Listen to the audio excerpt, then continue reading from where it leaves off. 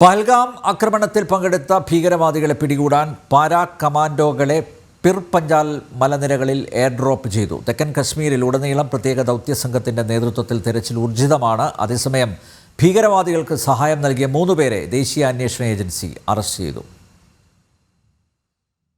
തെക്കൻ കാശ്മീരിലെ മലനിരകൾ കേന്ദ്രീകരിച്ച് തെരച്ചിൽ ഊർജിതമാണ്. ഗ്രാമങ്ങളിൽ വീടുവീടാന്തരം കയറിയുള്ള പരിശോധനയും തുടരുകയാണ്. പഹൽഗാമിലെ ബൈസരൻ താഴ്വരയിൽ 26 സാധാരണക്കാരെ കൊലപ്പെടുത്തിയ ഭീകരവാദികൾ തെക്കൻ കാശ്മീർ വിട്ടുപോയിട്ടില്ലെന്നാണ് രഹസ്യാന്വേഷണ വിഭാഗത്തിന്റെ നിഗമനം.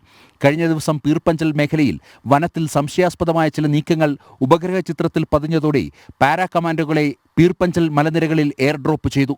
പീർപഞ്ചലിൽ തെരച്ചിൽ ഊർജിതമാക്കാനായി രാഷ്ട്രീയ റൈഫിൾസിന്റെ പ്രത്യേക സംഘത്തെയും നിയോഗിച്ചിട്ടുണ്ട്. അതേസമയം ബൈസരൻ താഴ്വരയിൽ ആക്രമണം നടത്തിയ ഭീകരവാദികൾക്ക് ഭക്ഷണവും വെള്ളവും നൽകിയ 3 കാശ്മീരികളെ ദേശീയ അന്വേഷണ ഏജൻസി അറസ്റ്റ് ചെയ്തു. ഇവരടക്കം 53 പേരെ കസ്റ്റഡിയിൽ വിശദമായി ചോദ്യം ചെയ്തു വരികയാണ്. കൂടുതൽ പേർ ഭീകരവാദികൾക്ക് സഹായം നൽകിയിട്ടുണ്ടെന്നാണ് രഹസ്യാന്വേഷണ ഏജൻസിയുടെ നിഗമനം.